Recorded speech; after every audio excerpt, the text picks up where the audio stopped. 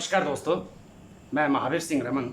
इस वक्त जो हमारे देश और बात करते हैं उत्तराखंड की में जो गौवंश के लिए एक बहुत खतरनाक वायरस चल रहा है, जिससे कि हमारे कई गौवंश जो है कि इस बीमारी से ग्रसित होकर और लगातार कई गौवंशों की मृत्यु हो रही है और कईयों का अभी इलाज भी चल रहा है। लेकिन कहीं ना कहीं ये सेम जैसे 2019 में कोविड-19 का संक्रमण आया था, उसी हिसाब से लगभग उसी तरह ये भी जो है कि पशुओं के लिए बहुत हानिकारक है।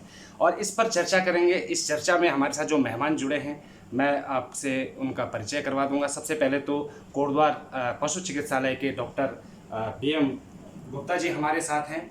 डॉक्टर साहब का स्वागत है और आपसे जानेंगे कि इस बीमारी के क्या लक्षण हैं और किस तरह से इसकी रोकथाम की जा सकती है। दूसरे नंबर पे हमारे साथ जो है कि वरिष्ठ हमारे पंडित राजेंद्र रणथवाल जी, जो वर्तमान में भाजपा के दर्जाधारी राज्य मंत्री हैं और गौ सेवा आयोग के अध्यक्ष भी हैं। आपका भी स्वागत है सर हमारे इस न्यूज़ चैनल में, और आपसे भी जानकारी प्राप्त करेंगे। साथ ही हमने एक और मेहमान को अपने साथ जोड़ा है कि जो कोटद्वार में, जिनको सभी लोग जानते हैं कि गौ सेवा के लिए बड़ा योगदान उनका रहता है। जहाँ भी किसी बीमार पशु या चोटिल पशु को देखते हैं, उनको तुरंत जो है उनका इलाज करने पहुँच जाते हैं। तो मेरे साथ हैं राजेश जदली जी, जो कि हिंदू युवा वाहिनी के प्रदेश संगठन मंत्री भी रहे हैं और आज श्री राम हिंदू युवा वाहिनी के संस्थापक भी हैं। तो आप तीनों लोग मेहमानों का स्वागत करते हैं और सबसे पहले जाते हैं डॉक्टर BM गुप्ता जी पे। गुप्ता जी, जिस तरह से ये जो लंपी बीमारी चल रही है हमारे गौ वंश पे, इस समय एक भारी आफत सी आ रखी है। तो पहले तो मैं आपसे चाहता हूं कि आप हमारी जनता को, हमारे जो उत्तराखंड के लोग हैं उन या कोटद्वार वासी हैं, उनको ये जरूर जानकारी देंगे कि ये लंपी बीमारी है क्या, इसकी पहचान क्या है, इसके लक्षण क्या है। देखिए, लंपी बीमारी जो है ये एक विषाणु जनित रोग है। ये वायरस के द्वारा फैलता है। इसका जो वायरस होता है उसको हम कैप्रोपॉक्स वायरस बोलते हैं। ये बीमारी जो है गुजरात से स्टार्ट हुई थी और राजस्थान, पंजाब, हरियाणा, उत्तर प्रदेश होते हुए हमारे उत्तराखंड के हरिद्वार में जो है सबसे पहले आई थी। इसके लक्षण मुख्य रूप से ये हैं कि हाई टेम्परेचर, मतलब बुखार ज़्यादा होता है, 104 to 116 फ़ारेनहाइट टेम्परेचर जो है इसका होता है। शरीर में दाने दाने निकलते हैं, पैरों में सूजन हो जाता है। ये तो मुख्य रूप से दिखते हैं, लेकिन इसके अलावा भी कई कॉम्प्लिकेशन होते हैं। शरीर के अंदर जितने लिम्फ ग्लैंड होते हैं वो सारे लिम्फ ग्लैंड जो है वो स्वेल कर जाते हैं, जिसकी वजह से जो पशु की मोर्टिलिटी होती है, डेथ होती है, वो मेनली इसी वजह से होती है कि हमारी जो सांस की लिम्फ ग्लैंड है वो स्वेल कर जाती है और पशु को अंततः जो है सांस लेने में दिक्कत होती है और वो बैठने में दिक्कत होती है और पशु गिर जाता है, उसकी मृत्यु हो जाती है। तो ये तो मूल रूप से जो है सिम्टम है। हाई टेम्परेचर, शरीर में दाने निकलने, पैरों में सूजन हो जाना, चारा छोड़ देना, ये मुख्य लक्षण है। तो ये लक्षण आपने बताया, इन लक्षणों की पहचान है। ये जब किसी भी गौवंश में आते हैं तो ये आप समझ सकते हैं। डॉक्टर साहब ने लक्षण बताए और आप लक्षणों पे अगर देखेंगे किसी गौवंश में तो सीधी सी बात है कि वो लंपी बीमारी। हम सिर्फ बात करेंगे। हमारे साथ गौ सेवा आयोग के अध्यक्ष और दर्जाधारी राज्य मंत्री भाजपा के पंडित राजेंद्र रणथवाल जी हैं। रणथवाल जी, जिस तरह से ये हमारे गढ़वाल में पूरा ये लंबी बीमारी चल रही है, गौवंश परेशान है, लगातार जो है कि गौवंशों की मृत्यु होती जा रही है, किस तरह से ये सरकार इसमें कार्य कर रही है? देखिए, हमारे जो 4 ज़िले हैं वो ज़्यादा ग्रसित हैं, जिसमें हरिद्वार सबसे ज़्यादा था। वहाँ ज़्यादा संख्या में गौवंश की मृत्यु हुई है। अपने पौड़ी ज़िले में भी लगभग 70 के आसपास मृत्यु हुई है और ज़्यादा हमारे कोटद्वार क्षेत्र में बीमारी ज़्यादा है। ऊपर अब हो रही है, पहाड़ों में कम है, लेकिन अभी चल रही है। लेकिन ऐसा है कि डेथ रेट कम है, जिस तरह से परेशानी बहुत है उसको। और ये विशेष रूप से जो हमारा देसी गौवंश है उनको हो रही है। और तीसरी सबसे बड़ी बात यह है कि इसमें जिनकी, जैसे कोरोना था, ये वैसा ही कोरोना ही टाइप है, जिसकी ह्यूमिनिटी कमज़ोर है, जिसकी क्षमता कमज़ोर है, उसको ज़्यादा असर कर रहा है। और पेटों में गांठें बन जाना, पेट के अंदर आंतें जुड़ जाना, सांस लेने में दिक्कत होना, उसके क्या बोलते हैं सूजन आ जाना मुंह में, पैरों में, तो इस तरह की बीमारी है। और ये संक्रामक है, फैलने वाली बीमारी। इससे बकरी पे नहीं है, उस पे नहीं है, क्या बोलते हैं भैंस पे नहीं है, किसी और पे नहीं है, केवल गौवंश पे है। सरकार ने इसलिए बड़े व्यापक स्तर पर इस पर काम किया है, वैक्सीनेशन किया है। जो हमारी वो इस पूरे उसमें 5 लाख डोज आई, वो लगभग सभी ज़िलों में लग रही हैं, लग गई लगभग, और 4 लाख की अभी डिमांड हो आने वाली है। तो और दूसरा, टीमें गठित की हैं। कुछ जगह जैसे कम थे, जैसे हमारे ज़िले में थोड़ा वो कम थे, तो उस तरह के 15 लोगों को और इसमें जोड़ा है और टीमें गठित करके उसका निराकरण कर रहे हैं। दवाई की कोई कमी नहीं है। दवाई डॉक्टर साहब आप बता देंगे कि पूरे हॉस्पिटलों में दवाई हैं। ग्रामीण क्षेत्रों में जहाँ दूर हॉस्पिटल हैं, वहाँ भी जिनकी जानकारी है वो आके ले जा रहे हैं दवाई। और जो हमारे वहाँ वो होते हैं जो ये वैक्सीनेशन करने वाले वो है, तो वो दवाई साथ साथ भी ले जा रहे हैं। और वैक्सीनेशन तभी होगा जब वो स्वस्थ होगा, पहले ही हो जाएगा या फिर बाद में होगा, इस तरह का है। और सरकार पूरी मुस्तैदी से इस पर लड़ने का प्रयास कर रही है और मुझे उम्मीद है कि जल्दी हम इस पर काबू पा लेंगे, क्योंकि अब उसकी जो गति है वो धीमी हो गई है थोड़ा, लेकिन अभी है। तो पहाड़ी क्षेत्रों में पुरोला पहले आई, कहीं कोई राजस्थान वगैरह से कोई लाया होगा गाय, तो उस वजह से वहाँ पहुँच गया। हरिद्वार से लाया होगा या तो हरिद्वार पहले आई। तो ये स्थिति है। पूरे उत्तराखंड में वैक्सीनेशन हो गया, दवाइयों को कमी नहीं है, और जो जहाँ आवश्यकता है वहाँ हमारे डॉक्टर की टीम जा रही है। तो अंथाल जी ने आपको बताया कि सरकार किस तरह से जो है कि इस लंबी बीमारी पे कार्य कर रही है और किस तरह पशु जो हमारे गौवंश हैं उनको बचाने का प्रयास किया जा रहा है, और बहुत जल्दी उनका कहना है कि इस बीमारी पर काबू पा लिया जाएगा। और साथ ही साथ इसमें वो कह रहे हैं कि इसकी जो गति है वो धीमी हो चुकी है। जी, आप कुछ और कहना चाह रहे थे? दूसरा ये है, जो मैंने सभी जिलाधिकारियों को पत्र लिखे हैं, निर्देश किए हैं कि जो निराश्रित हैं, जो लोग बाग अनावश्यक रूप से सड़कों पर छोड़ दे रहे हैं और दूध खा के छोड़ दिया, या छोटे छोटे बच्चों को भी छोड़ दे रहे हैं, पाप पुण्य का कोई अर्थ नहीं रहा लोगों को, और वो सड़क पे छोड़ दे रहे हैं। उससे लोगों में वो भी हो रही है, एक्सीडेंट का खतरा भी हो रहा है, उनको भी तकलीफ है और लोगों को भी आवत जावत में परेशानी है।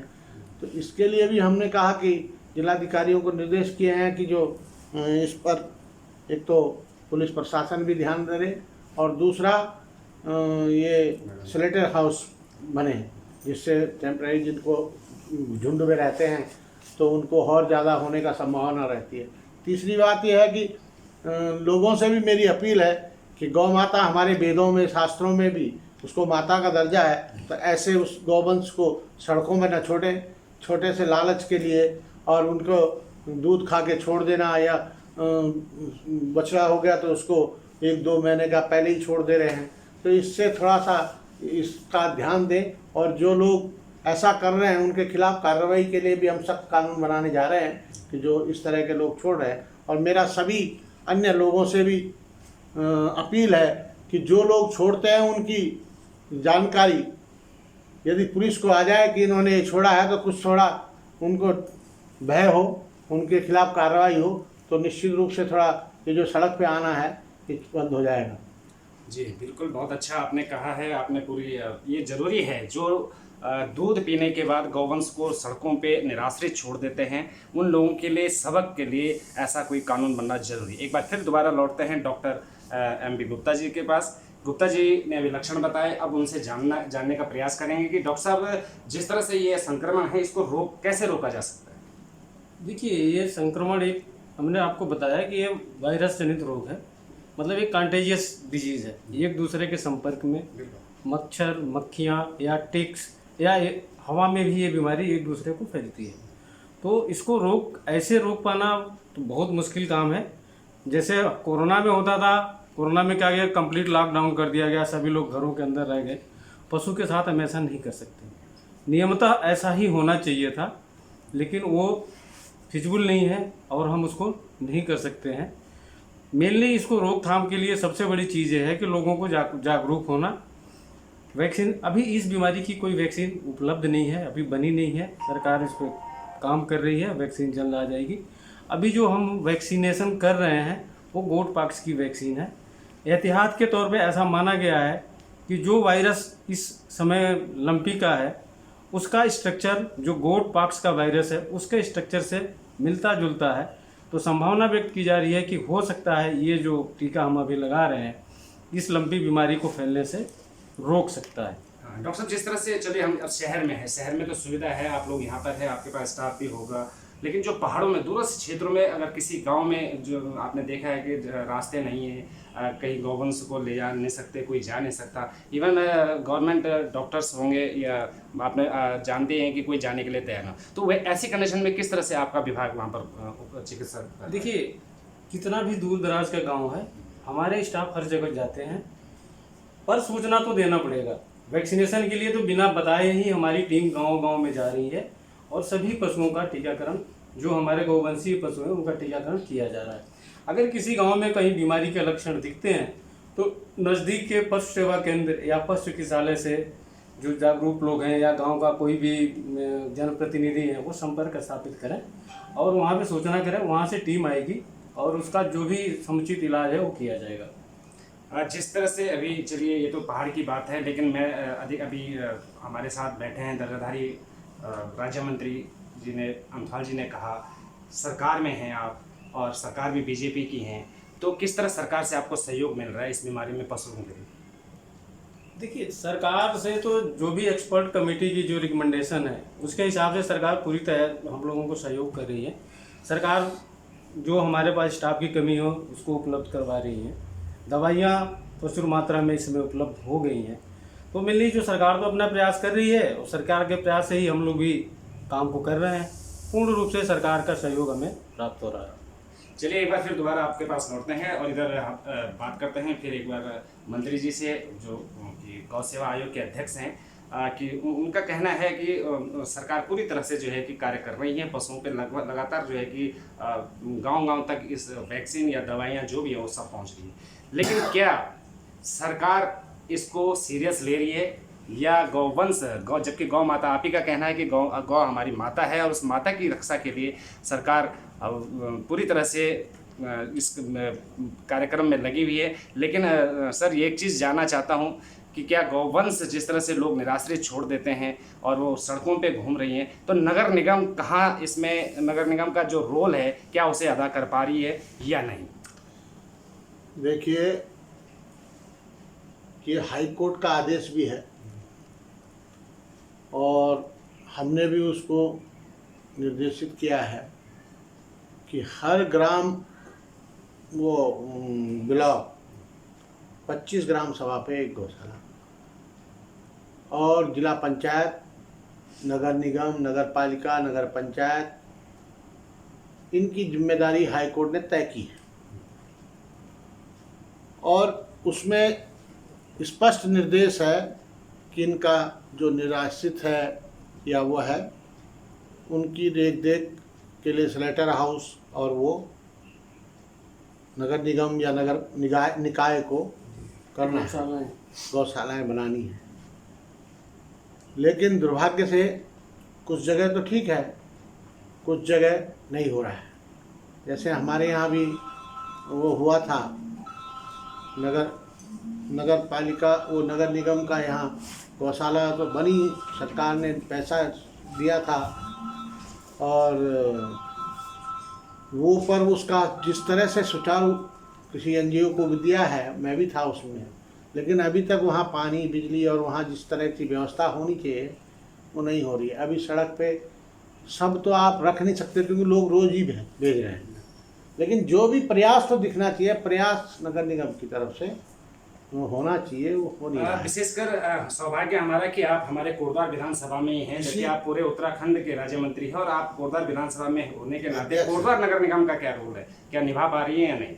वही मैं कह रहा हूँ कि यहाँ जगह होने के बावजूद, भले इसमें बहुत जगह चाहिए जी और भी चाहिए, लेकिन यहाँ एक नगर निगम की गौशाला बनी, उसका पैसा सरकार ने यहाँ किया। एक तो उस पर पहले प्रश्न चिन्ह भी लगे, कैसी बनी क्या बनी, लेकिन चलो माना बनी, लेकिन उस पर पूरी व्यवस्थाएं नहीं।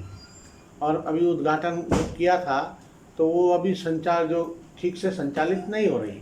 तो निगम को देखना चाहिए, जो उसकी जिम्मेदारी है, वो खाली एनजीओ को पकड़ा के उसको सुविधाएं भी तो देनी पड़ेंगी, तो वो भी नहीं हो रहा है, ना उसका वो हो रहा। तो ये करना उन्होंने ही है, क्योंकि जिम्मेदारी उनकी है और निर्देशित किया है, बहुत मौखिक भी और लिखित भी, लेकिन अभी तक दुर्भाग्य से कोटद्वार में विशेष रूप से नहीं हो रहा है।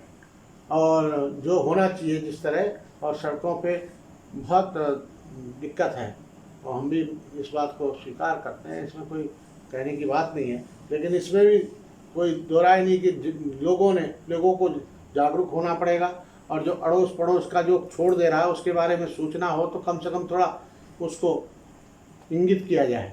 अच्छा, बीच में एक टैग सिस्टम चला था जो कि किसी हर पशु के कान पे एक टैग लगाया अब गया जो छोड़ रहे हो टांग काट भी दे रहे हैं। अच्छा, काट दिए।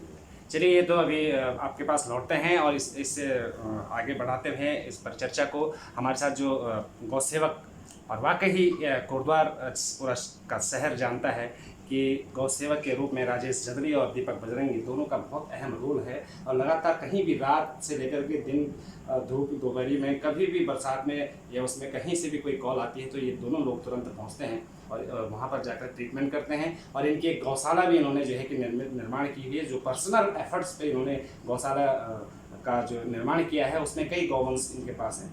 तो आइए राजेश जदली जी से बात करते हैं। जदली जी, ये लंपी बीमारी जो एक बहुत भयंकर इस वक्त जो है कि हमारे प्रदेश में और देश में चल रही है, लेकिन हम बात करते हैं कोटद्वार की और पहाड़ों की, यहाँ पर बहुत ज़्यादा इसमें जो संक्रमित मिल रहा है। तो क्या लगता है आपको कि आप एक गौ सेवक होने के नाते कि आपका विभाग जो पशु चिकित्सा विभाग है, उनका क्या रोल है, और आपकी जो सरकार इस वक्त भाजपा की सरकार है या जिस तरह यहाँ पर, तो किस तरह का जो है कि सरकार से और पशु चिकित्सालयों से या उनके कर्मचारियों से आप कितने संतुष्ट हैं? हाँ, देखिए, मैं सबसे पहले तो ये बताना चाहूँगा कि कोटद्वार के अंदर लंपी के कई सारे गौवंश जो कि निराश्रित बेसहारा गौवंश हैं, जो रोडों में इस टाइम वर्तमान में घूम रहे हैं। तो इन सब की दशा देखने के उपरांत हमने एक अभियान शुरू करना चाहा था कोटद्वार के अंदर, जिसमें हमने वेटनरी से लेके, पुलिस प्रशासन से लेके और आपका नगर निगम से लेके इन विभागों का सहयोग लेके एक अभियान करना शुरू करा था। पर लेकिन वेटनरी डिपार्टमेंट इसमें हमें सहयोग करने के लिए तैयार था, जिसमें वेटनरी डिपार्टमेंट के द्वारा हमें दवाइयाँ उपलब्ध कराने का आश्वासन दिया गया, फार्मेसी उपलब्ध कराने का आश्वासन दिया। पुलिस विभाग ने भी इसमें ये कहा कि रेस्क्यू के टाइम पे अगर कहीं पे ट्रैफिक की समस्या आती है उसमें पुलिस प्रशासन सहयोग करने के लिए तैयार था। इसी संदर्भ में जब हम नगर निगम में नगर आयुक्त साहब से मिलने जाते हैं, गौवंशों की है और वहाँ पे सिर्फ 5-7 गौवंश है, तो हमने उन्हें ये कहा, एक प्रस्ताव दिया अपने संगठन की तरफ से, श्री राम युवा वाहिनी गौशाला की तरफ से एक प्रस्ताव दिया हमने कि उस गौशाला में जो ये रोड में घूमने वाले निराश्रित बेसहारा गौवंश है, जो लंपी बीमारी से पीड़ित हैं, उन्हें इकट्ठा करके रेस्क्यू करके उस गौशाला में रखा जाए और उनका वहाँ पे समुचित इलाज हो सके और उनके चारे इत्यादि की व्यवस्था करी जा सके, जिसमें हमारी तरफ से ये क्लियर आश्वासन नगर आयुक्त साहब को दिया गया था। चारे से लेके दवाई से लेके सारी व्यवस्था हमारी संस्था गोपाल श्री राम युवा वाहिनी के द्वारा करी जाएगी। सिर्फ उन्हें गौशाला प्रोवाइड करने के लिए कहा गया था, पर लेकिन नगर आयुक्त साहब के द्वारा हमें वहाँ पे किसी भी तरीके का कोई सहयोग नहीं दिया गया। इसके कारण हम उस अभियान को शुरू नहीं कर सके। और साथ ही साथ मेरा कहीं ये कहना है कि नगर निगम के द्वारा जैसे गौशाला बनाई गई है, संचालन के लिए आगे दी गई है और लगभग 7 अगस्त को इसका उद्घाटन हुआ था और लगभग 1 से 1.5 महीना हो गया है, पर लेकिन आज भी वहाँ पे अगर आप देखेंगे गौवंश के नाम पे सिर्फ 5 से 7 गौवंश रखे जा रहे हैं, उसके अलावा कोई गौवंश वहाँ पे नहीं रखा जा रहा है। मैं माफ़ी चाहूँगा, मैं सिर्फ लंबी बीमारी पे इस वक्त जिसका परिचर्चा चल रही है, आप किसने सहयोग दिया नहीं दिया या गौशाला की, आप से सिर्फ ये जानना चाहता हूँ कि क्या सरकार आप गौ सेवक होने के नाते सरकार के एफर्ट से आप कितने संतुष्ट हैं, या पशु चिकित्सक या पशु चिकित्सालय से विभाग से कितने संतुष्ट हैं? देखिए, मैं आपको उसी चर्चा के संदर्भ में आपको बता रहा हूँ कि जैसे मैंने अभी अपनी बातचीत में बताया कि पशुपालन विभाग मतलब के द्वारा हमें सहयोग पूरा करने का आश्वासन दिया गया था। इसमें सीईओ साहब ने और हमारे डॉक्टर BM गुप्ता जी ने भी हमें कहा था हम दवाइयाँ आपको उपलब्ध कराएंगे, फार्मेसिस्ट आपको उपलब्ध कराएंगे। उनकी तरफ से पूरा सहयोग था और सरकार की तरफ से भी इसमें पूरा सहयोग था, क्योंकि सरकार पूरी दवाइयाँ उपलब्ध करा रही है उसमें।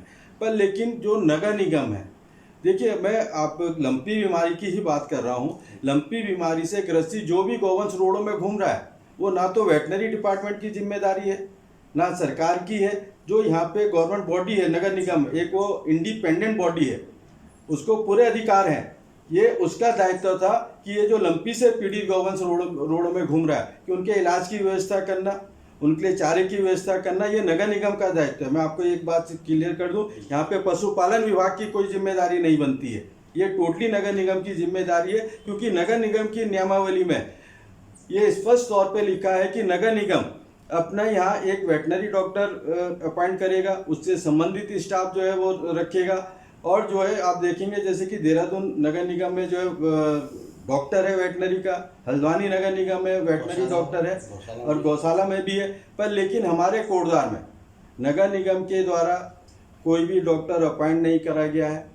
और तो कभी आप नगर निगम के पास जाएंगे गौवंशों से संबंधित, तो उनके पास एक रस्सी नाम की चीज नहीं है, तो बाकी व्यवस्था करनी तो बेमानी है। आपके इस सवाल का जवाब मैं चाहूँगा, क्योंकि हमारे सामने सरकार बैठी हुई है, सरकार के राज्य मंत्री हमारे सामने बैठे हुए। आपकी जो समस्या, आपकी जो शिकायत है, उसके बारे में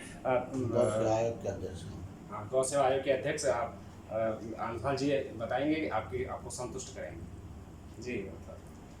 देखिए, वही अभी आपके सामने जो बात करी थी कि सरकार और हमारा पशुपालन विभाग, डॉक्टर्स और डॉक्टर्स की टीम जो संभव हो सकता है, जितना इस बीमारी के बारे में जानकारी हुई है, जो इसके लिए दवाई होती है, वो सब कर रहे हैं। टीमें गठित, जो कम पड़ रहे थे लोग, जैसे कई गांव में जाने के लिए कर्मचारी कम थे, उनकी भी टेम्परेरी व्यवस्था की गई है, जिससे कि गांव तक, दूर दराज तक भी हमारा वो दवाई उस गौवंश की इलाज के लिए हो सके। नगरीय क्षेत्र में चूँकि साधन संपन्न होता है और नगर निगम अपने आप में इंडिपेंडेंट बॉडी है और हाई कोर्ट का भी आदेश है कि इनकी जिम्मेदारी है, और यदि करता हो आदमी तो उसको सहयोग करने वाले बहुत लोग हैं।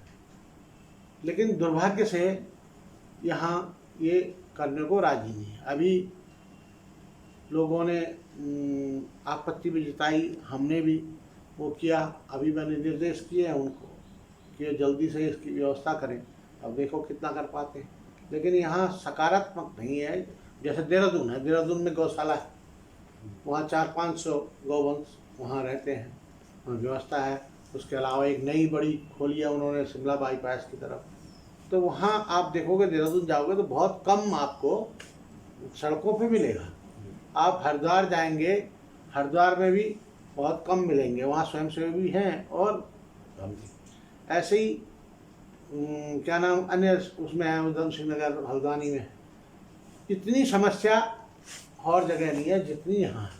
क्या कारण है इसका? क्यों नगर निगम सरकार आपकी है, नगर अब निगम आपका है? ये तो अब ये विषय तो ऐसा है कि मुझे लगता है, क्योंकि बोर्ड तो ये इन्वेंटेड है जी, इसकी अपनी बॉडी है और इसमें चुने हुए नुमाइंदे भी आते हैं, तो उनको भी सोचना चाहिए।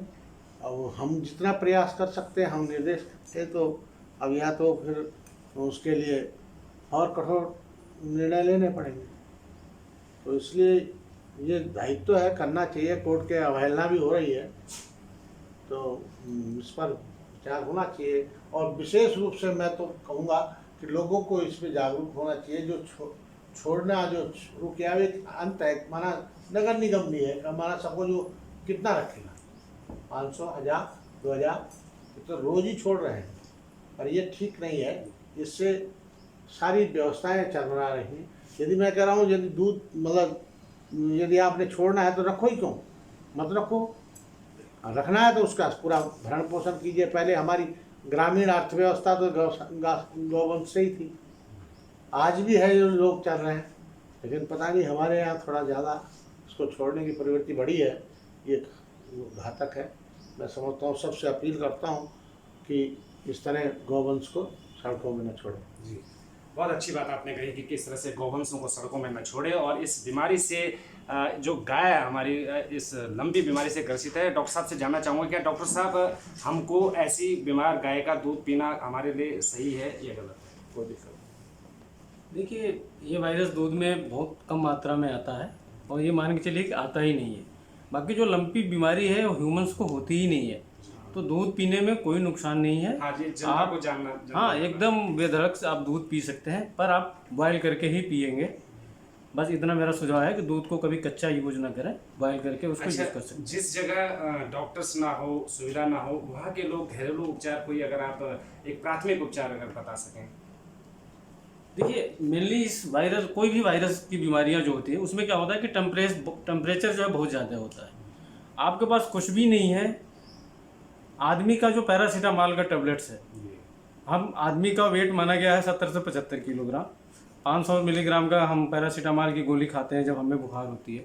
आप उसी हिसाब से अपने पशु के वेट का कैलकुलेशन कर लें और 4 से 5 गोली जो भी उसमें आता है, 4 भी नहीं आएगा, 3 से 4 गोली आएगा पैरासीटामॉल के दे दीजिए। अगर उसका टेम्परेचर डाउन रहेगा, मतलब नॉर्मल रहेगा, और वो चारा खाता रहेगा, तो बीमारी जब शरीर में घुस गई है तो 2 सप्ताह के बाद शरीर से वो बीमारी निकलेगी। 2 सप्ताह तक आपको उसको केयर करना है। कुछ नहीं है तो आपको गांव में गिलोय मिल रहा होगा, गिलोय इसके लिए बहुत ही रामबाण है। गिलोय को आप जितना भी प्रयोग कर सकते हैं, नीम की पत्ती आप जितना प्रयोग कर सकते हैं, आप नीम की पत्ती को खिलाइए। अगर कोई घाव हो गया, जैसे कोई नॉट्स बना शरीर पे, वो फट गया, तो आप नीम की पत्ती को उबाल करके उससे धुलाई कीजिए। नीम की पत्ती को पीस करके आप उसको एज ए ऑइंटमेंट उसका यूज कर सकते हैं। साथ में आप हल्दी भी मिला सकते हैं और हल्दी का भी सेवन करा सकते हैं। तो मेनली ये आप जो है गांव में उपचार हो सकता है। बहुत अच्छा आपने कहा। डॉक्टर साहब ने आपको एक एडवाइस किया है, एक प्राथमिक उपचार बताया है कि आप ऐसे गौवंश को जो है कि नीम की पत्तियां खिला सकते हैं, हल्दी मिला हुआ उसमें हो, जो हमारा घर का हल्दी होता है, ओरिजिनल टर्मरिक जिसे कहते हैं। और साथ ही उन्होंने कहा है कि दूध पीने से कोई दिक्कत नहीं है आप दूध, क्योंकि हमने अक्सर देखा है कई लोग इसमें संदेह कर रहे हैं कि जो गाय लंपी बीमारी से ग्रसित है उसका दूध नहीं पिया जा रहा है। राजेश जल्दी जी के पास जाते हैं। जल्दी जी, आप गौ सेवक हैं, गौ सेवक होने के नाते इस बीमारी में किस तरह से आप जो है कि गौवंश की सेवा कर रहे हैं? देखिए, अक्सर क्या हो रहा है कि हम लोगों के पास कॉलें आ रही हैं लंपी से पीड़ित। कहीं पर डे की हमारे पास 5 से 7 कॉलें होती हैं। अब इसमें क्या है कि सबसे पहले तो ये है कि जैसे कोरोना हुआ था कि जिस व्यक्ति को कोरोना होता था उसे आइसोलेट कर लेते थे, और लेकिन गौवंश इतने सारे हैं रोड पे कि उन्हें आइसोलेट करने की सुविधा नहीं है, ना ही हो सकते हैं वो। तो उसके लिए हमारे द्वारा ये प्रयास कराया जा रहा है कि उन्हें एक अलग जगह में रखा जा रहा है। पर डे उसका जो है जो ट्रीटमेंट उसे दिया जा सकता है वो ट्रीटमेंट उसे देने की कोशिश करी जा रही है, और लोगों को कहीं ना कहीं जागरूक करने की कोशिश करी जा रही है। जैसे कि अभी हमारे अध्यक्ष जी ने कहा है कि कहीं ना कहीं लोगों की अवेयरनेस होनी बहुत ज़रूरी है। देखिए, मेरा ये मानना होता है कि सरकार ही सब कुछ नहीं कर सकती, कहीं ना कहीं जो है क्षेत्र की जनता को भी आगे आना पड़ता है। हम ये सोचें सरकार सब कुछ करेगी तो ये संभव नहीं है। देखिए, सरकार के पास भी अपने एक सीमित संसाधन होते हैं और उस सीमित संसाधनों में सरकार को काम करना होता है।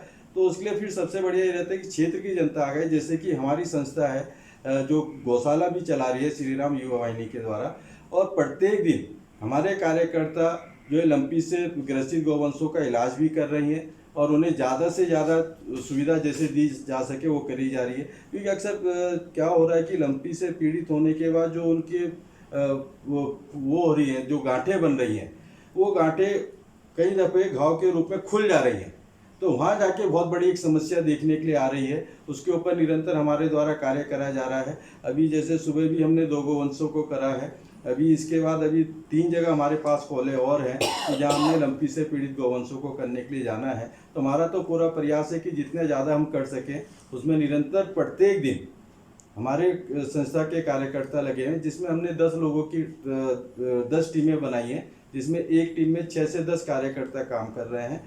अगर कोई भी कॉल लंपी से संबंधित आती है तो हम तुरंत उस जगह जा रहे हैं और उस गौवंश को जो भी उपचार दिया जा सके वो देने की कोशिश करी जा रही है। आखिर में मैं चाहूँगा डिबेट का अंतिम दौर में कि आप गौ सेवक होने के नाते जनता को या ऐसे ग्रसित पशु के लिए क्या संदेश देना चाहते हैं? देखिए, जैसे मैंने अभी कहा है कि अब आप देखेंगे कि जैसे हमारे यहाँ पशुपालन विभाग है, और पशुपालन विभाग क्या, आप सरकारी जितने विभाग देखेंगे कहीं ना कहीं स्टाफ की कमी होती है, और उसमें क्या है कि हर एक जगह जो है पशुपालन विभाग के डॉक्टर का पहुंचना, स्टाफ का पहुंचना वो भी संभव नहीं हो पाता है। ठीक है, हमारा लोगों को ये कहना है कि कहीं भी अगर ऐसी कॉलें मिलती है तो हमने अपने कुछ नंबर जारी करे हैं, हमारे पास पर्याप्त टीम है और पर्याप्त हमारे पास अपने संसाधन हैं जिनका हम उपयोग कर रहे हैं। अगर कहीं भी कोई होती है तो हमारे को कॉल कर सकते हैं और हमारे द्वारा बराबर उसमें सहयोग करा जा रहा है। और हमारा इसमें सिर्फ एक सजेशन था जो हमने चीफ वेटनरी ऑफिसर को दिया था कि जैसे पहले हमारे कोटद्वार में एक सचल दस्ता नियुक्त होता था। ठीक है, सचल दस्ते का ये होता था कि जैसे कहीं से भी कॉल आती है तो उस कॉल को अटेंड करना, क्योंकि अब आप देखेंगे हमारे कोटद्वार में सिर्फ 2 डॉक्टर हैं। ठीक है, अब वो पशु चिकित्सालय को देखेंगे या जो है फील्ड में जाके वर्क करेंगे। अगर वो फील्ड में जाते हैं तो पशु चिकित्सालय का काम रुकता है, तो उसके लिए एक अल्टरनेट ये था कि सचल दस्ता कोटद्वार में जैसे नियुक्त हो। इसके संबंध में हमने चीफ वेटनरी ऑफिसर को एक पत्र भी लिखा है कि कोटद्वार में इस समय खास तौर से जबकि लंपी चल रहा है, लंपी में कई सारी कॉलें आ रही हैं तो सब जगह पहुंचना पॉसिबल नहीं है, तो इसमें सचल दस्ता अगर कोटद्वार में नियुक्त होता है तो कहीं ना कहीं उससे लोगों को कई सारी राहतें मिलेंगी, कई गौवंशों को जो है हम बचाने में कामयाब होंगे। धन्यवाद आपका। और डॉक्टर साहब के पास चलते हैं। डॉक्टर साहब, आखिरी जो है कि आपकी तरफ से हमारे उस जनता के लिए कि किस तरह का एहतियात बरतने की कोशिश की है, और जिस सचल दस्ते की बात जदरी जी ने कही है, क्या ये कहाँ तक सिद्ध है कार्यक्रम? देखिए, हमें पशुपालक भाइयों से ये निवेदन है कि इस बीमारी को लेकर के पैनिक होने की कोई आवश्यकता नहीं है। देखिए, अब बीमारी आ जाएगी तो उसका इलाज भी होगा और इलाज से बहुत से पशु ठीक भी हो रहे हैं, तो इसमें पैनिक होने की एकदम ज़रूरत नहीं है। आपको सावधानी ये बरतनी है कि आप अपने गौशाला की जो पशु रखने की जगह है उसकी साफ सफाई रखें। अगल बगल जो नाले हैं वहाँ पे एंटीसेप्टिक दवाइयों का छिड़काव करें, जहाँ पे मच्छी और मक्खियाँ जो है वो न पनपें। इसके साथ अभी से अगर आपका पशु कमज़ोर है तो आप उसको मिनरल मिक्सचर ज़रूर खिलाएं और गिलोय उसको भी खिलाएं, जिससे उसकी इम्यूनिटी स्ट्रांग रहे। अगर किसी पशु की इम्यूनिटी स्ट्रांग है तो उसको वायरस आएगा तो वायरस का हल्का फुल्का इफेक्ट होगा और वायरस अपने आप निकल जाएगा। दिक्कत वहाँ ही पे होती है जहाँ पे पशु की इम्यूनिटी लो है, मतलब पशु कमज़ोर है, अंदर से उसकी इम्यूनिटी कमज़ोर है। सेम कोरोना जैसी की कहानी है। वायरस कोई भी होता है वो इम्यूनिटी पे डिपेंड करता है। जिसकी इम्यूनिटी अच्छी है उसको कुछ नहीं होगा, जिसकी इम्यूनिटी लो है उसको थोड़ा बहुत नुकसान हो सकता है, और ये देखा भी गया है और कोटद्वार में भी ऐसा हो रहा है।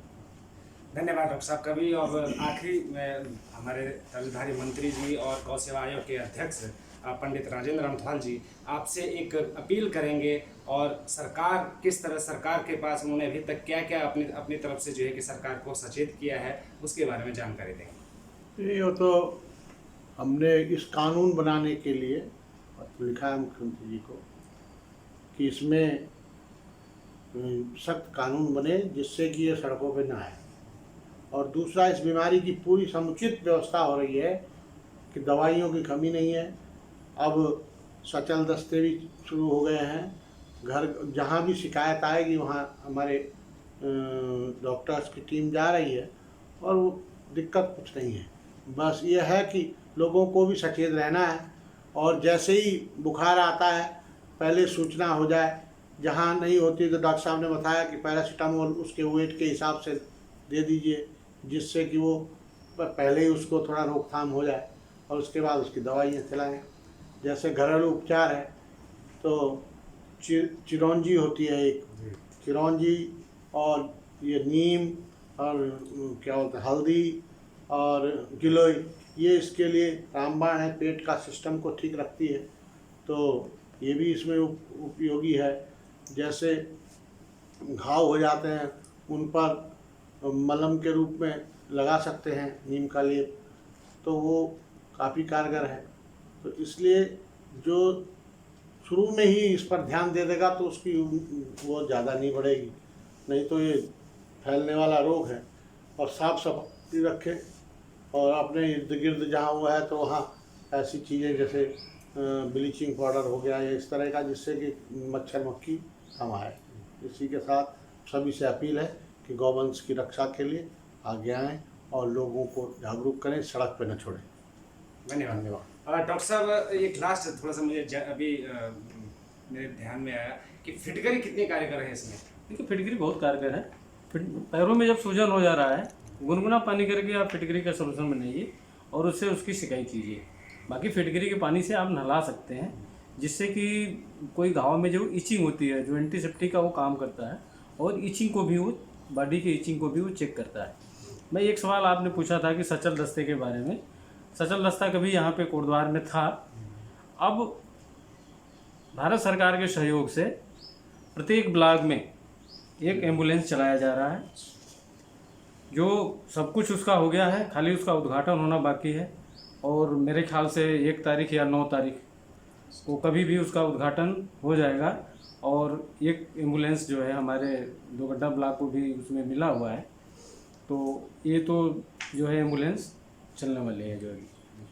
धन्यवाद डॉक्टर साहब।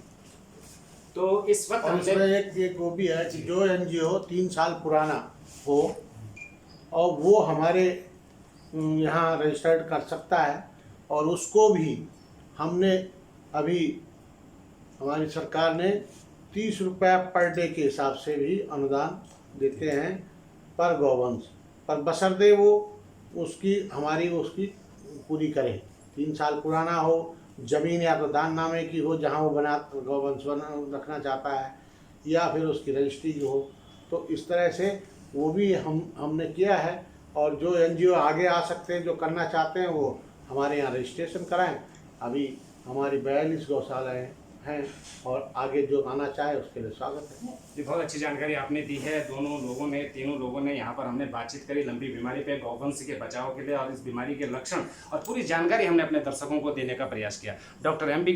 गुप्ता जी ने पूरी जानकारी दी, कैसे लक्षण हैं इसके, किस तरह से इसकी केयर की जा सकती है और कैसे इसका प्राथमिक उपचार किया जा सकता है। साथ ही सरकार पूरा अपना फंड दे रही है पूरी तरह से। अभी डॉक्टर साहब ने बताया कि एक गौवंश के लिए भी एक एम्बुलेंस की व्यवस्था उनके द्वारा की गई है। और साथ ही हमारे मंत्री जी और गौ सेवा के आयोग के अध्यक्ष अनथवाल जी ने बताया कि एनजीओ को भी इसमें आगे आने की आवश्यकता है और उनको सरकार द्वारा कुछ अनुदान देने की भी बात कही है। तो दर्शकों से मेरी यही उम्मीद है, रजिस्ट्रेशन कराएं हमारे यहाँ। हाँ, उनका कहना है कि उस एनजीओ की कुछ टर्म्स एंड कंडीशन है जो आप पूरी करें और रजिस्ट्रेशन करवाएं, तो आपको उसके लिए सरकार द्वारा गौवंश के लिए कार्य दिया जा सकता है। तो इस वक्त हमारे साथ जो भी तीनों मेहमान थे, आप सब तीनों मेहमानों का डॉक्टर बी.एम. गुप्ता जी जो कि चिकित्सा अधिकारी कोटद्वार पशु चिकित्सालय से हैं, पंडित राजेंद्र अनथवाल जी दर्जाधारी राज्य मंत्री भाजपा व गौ सेवा आयोग के अध्यक्ष, आपका भी बहुत बहुत धन्यवाद। आप इस डिबेट में रहे, आपने जानकारी दी। साथ ही है गौ सेवक और श्री राम युवा वाहिनी के संस्थापक राजेश जदली जी, आपका भी बहुत बहुत धन्यवाद। आपने एक अच्छे मुद्दे उठाए यहाँ पर सरकार के सामने और विभाग के सामने, जो आप लगता है, मैं समझता हूँ कि आप सेटिस्फाइड रहे होंगे। इसके साथ ही मैं अपने दर्शकों से उम्मीद करता हूँ और आपको हमने पूरा जानकारी देने का प्रयास किया इस बीमारी के लिए, कैसे आप गौवंश को बचा सकते हैं और किस तरह से। उसके लिए हमने डॉक्टर साहब से पूरी एक बात जानकारी लेने की कोशिश की। साथ ही एक महत्वपूर्ण बात थी कि जो कि दूध पीने वाली, क्योंकि मैंने खुद देखा है कई लोगों ने इससे परहेज किया है कि जिस गाय को लंपी है उसका दूध वो यूज में नहीं ला रहे हैं। तो वो दूध में डॉक्टर साहब से, क्योंकि एक एक्सपर्ट आपको बता रहे हैं कि उस दूध में किसी तरह की कोई वायरस का वो नहीं है। हाँ, बस ये है शर्त कि आप उसे बॉयल करके पिए। तो दोस्तों, इसी तरह आगे भी हम इस लंपी बीमारी पर आपको किसी अन्य दिन भी और जानकारी देने का प्रयास करेंगे। तो इसी तरह आप जो है कि देखते रहिए गढ़ आवाज़। और अगर आपको हमारा प्रोग्राम, हमारी जानकारी अच्छी लगी हो तो हमारे चैनल को सब्सक्राइब करें, लाइक करें और शेयर करें। धन्यवाद। जय हिंद।